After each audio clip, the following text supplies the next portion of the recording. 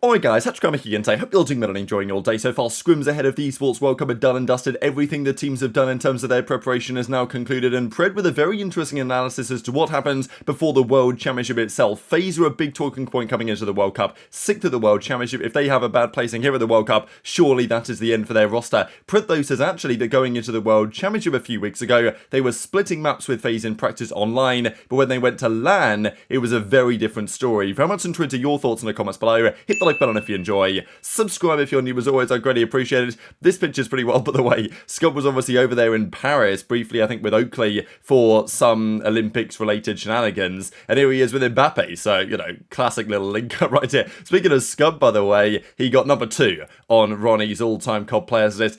I think this is about right. You can also argue it both ways, just because there's, I think, always a bit of a difference between what is the best and the greatest. I think they're slightly different. So if you want to say the best COD player ever, I'd probably say Scump. In just terms of pure raw ability, who was the best of all time, Scump's up there. But if you're talking greatest ever players, then I think it goes to Crim just on, you know, accomplishments in this type of stuff. And it's not like Crim was a slouch either individually. The guy was also absolutely unbelievable. But I think taking into account all the factors here, like Scump's career, unbelievable career, maybe Scump's most impressive stat, and I believe the stat that he has over every other player in the history of the league, including, for example, Crim, is most COD titles with victories. Crim has only won. He's only won championships in 8 different Call of Duty titles, but Scump won in 10 different COD titles, which is a pretty absurd thing to think about, right? Because, yes, it's all Call of Duty, but to win championships in 10 different games, even if they're all COD games,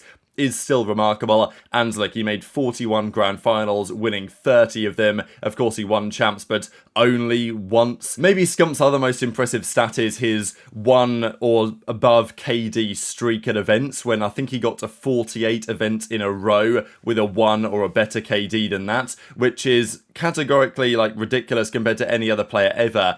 But also doing it with an SMG, right? Like, that just really made the difference there. But number 1, I think, has got to go to Crim realistically, right? 51 finals appearances, 38 tournament wins. That record, by the way, Scump's record is good in finals, but Crim's record of 38 in 13 in finals, like, that is very impressive. Only 8 titles and wins. But I do think this ranking probably concluded in the way that, you know, I expected it to, with Crim number 1, Scump number 2, Karma number 3. Probably how I would do it. But, yeah, intrigued to your thoughts in the comment section below. The other thing we've got to talk about here is the rebranding of the New York Subliners and exactly what they're going to be calling themselves next season. There were rumours about New York Cloud9 or Cloud9 New York, and well, let me just share what the guys have to say, Jackie Etienne and others, on Cloud9 New York. This next one is for Jack. It's not league related. Is C9 going to keep the NYSL name League X COD content crossover possible? So all right. Some of this stuff is not really supposed to be announced, but whatever, I'm just going to say it. So we're going to be named Cloud9 New York. It is a location-based league, which is pretty cool. And so it'll be Cloud9 New York, but we won't have any of the Subliners like branding at all. So the main reason, like, we're not sticking with the Subliner branding is that we bought the slot, not necessarily the Subliners brand. So it's not ours to just use like that. But also, we've had before where we've had multiple brands that we manage. Like our Overwatch team was a London Spitfire, and it always felt like we weren't quite connected. And so as we expand into new games, I really want Cloud9 to be like the home, you know, brand that we're supporting. And so now being Cloud9 New York, yeah, it's slightly different, but it's still Cloud9. We still have our logo, so it still feels like the same home. And that to me really, that resonates really well with me, and I hope it resonates well with Cloud9 fans. And if you think historically, like, Cloud9 has been in COD before. We have a history in COD before, and it's kind of going back to our Call of Duty roots. Going back as a Subliners would have just been a little bit weird for me. And also just not possible. So Cloud9 New York, to me, felt like the best solution to that.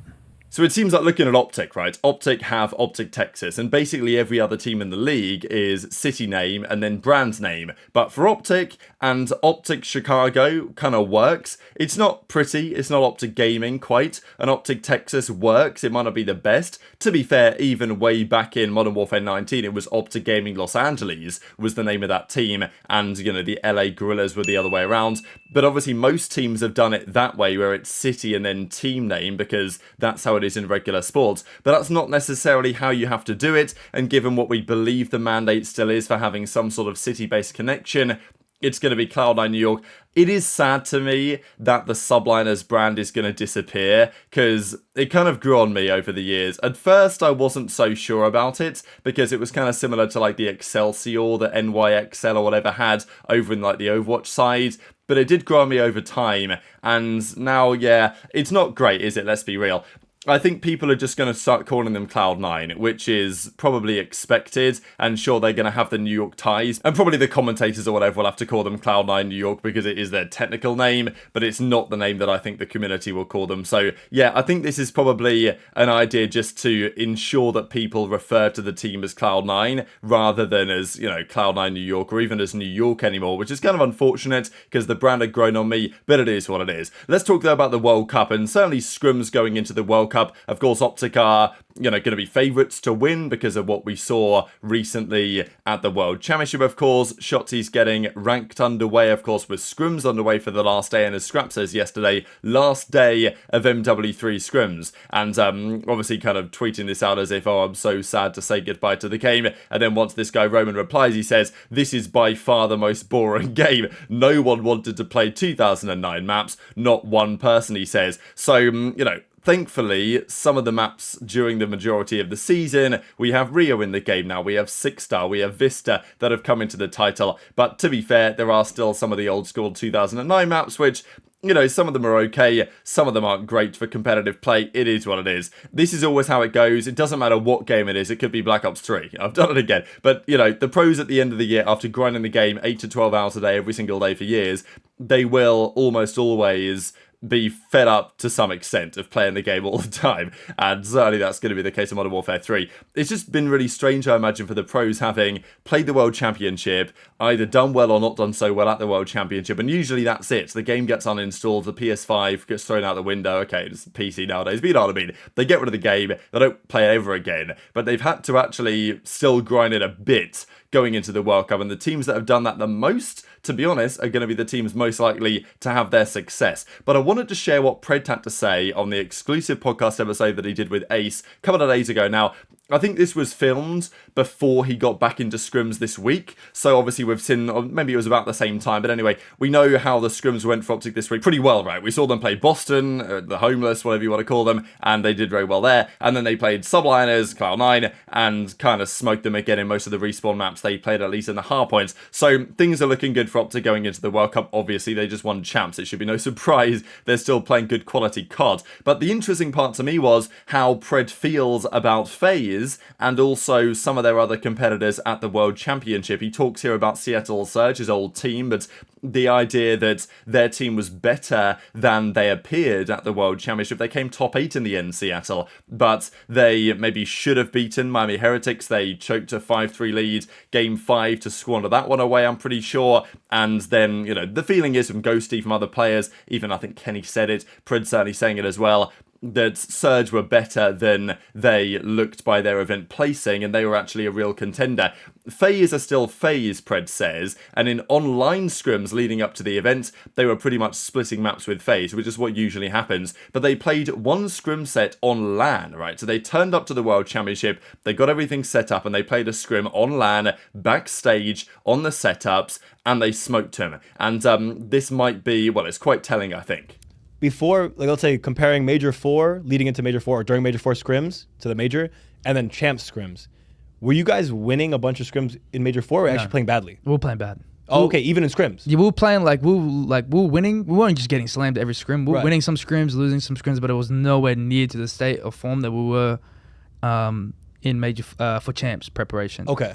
So I feel like the biggest change for us was obviously the conversations we had and, you know, all the adjustments that we spoke about. But I feel like the intensity was really important. Like even scrims would be taken a lot more seriously. Our scrims were right? very intense. Yeah. Which is, I feel like, the most productive. That practice was very useful. Yes. Besides you guys in those scrims, like, was there anyone else that stood out to you that you played against that you feel like either underperformed, overperformed? Just when you played them, were they kind of keeping up with you guys? Anyone? Honestly, I'd say Seattle.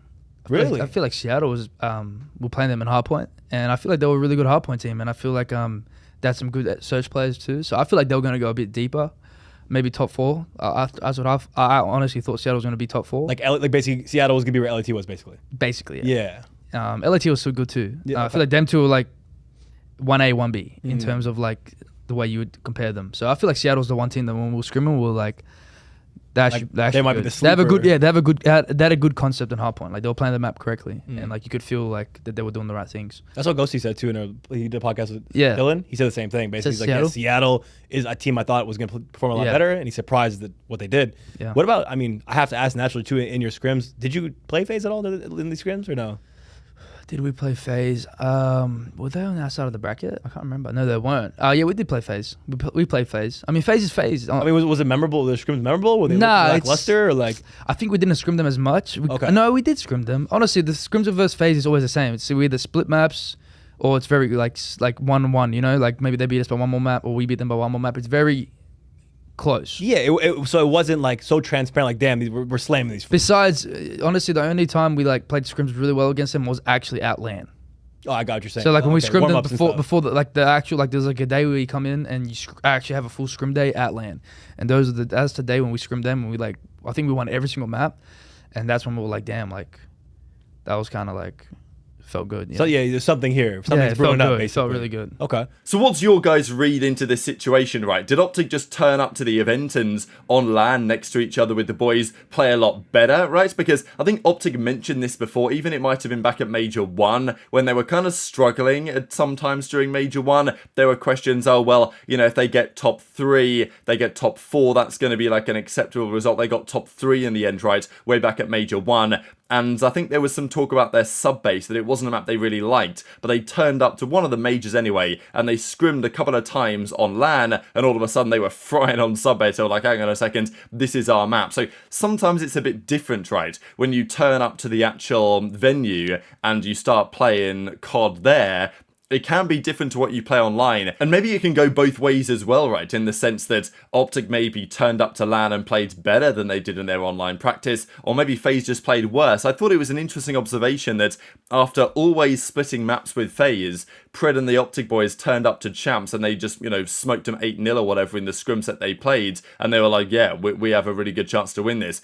But obviously, with FaZe eventually placing top 6, I think maybe it was quite clear that FaZe weren't exactly that team. So it's interesting to think about how FaZe's scrims have gone over the last few days, what we should expect from them at the World Cup, and whether the same phenomenon is going to repeat itself, because this has always been a thing with FaZe. We heard Sib talk about it the other day, that their scrims online are always really, really good, but their performances and maybe even their practice on LAN isn't necessarily quite the same, and that's obviously a major problem when what matters is winning championships, which you do in an in-person environment. How do you fix that problem? I don't know. Is it a problem? I don't know. At the end of the day, we have Pred talking about one scrim set for the World Championship, but I thought it was quite telling and shows how much confidence they currently have and will likely continue to have going into the World Cup, right? So very much into your thoughts as always in the comment section below. Just one final thing thought was kind of cool. Speaking of OpTic versus FaZe, could it be possible to do something like this? This would be an interesting off-season content idea. I would like to see a little bit more about this actually, like kind of basically breakdown versus the flank, or kind of OpTic versus FaZe on some level, picking up a team of, I mean, okay, interesting picture of Simp here. So let's say some sort of team such as Shotzzy, Dashy, Scump and Zinni versus Octane, Zoom, Cellium and Simp would be, you know, an interesting selection of teams with a couple of current players from OpTic and FaZe, and then to run some sort of match against, against each other across all of these different games and titles. And I don't know how easy this would be to organise. The answer is it wouldn't be, because, you know, it'd be a lot of work making sure everyone's got the game installed. You'd have to go across, you wouldn't be able to play everything on PC, right? You'd have to play everything across like console consoles and then to PC. I don't know, but the idea would be to go through the last 11 Call of Duty titles and play one map on each of the titles and then see who the champion is. And with any luck, it would be a relatively clear-cut victory, so we don't have to see Vanguard or Modern Warfare 2 or Modern Warfare 3 be played again. But very much enjoyed your thoughts in the comments below. Hit the like button if you enjoyed, subscribe if you're new, take care, and I'll see you next time.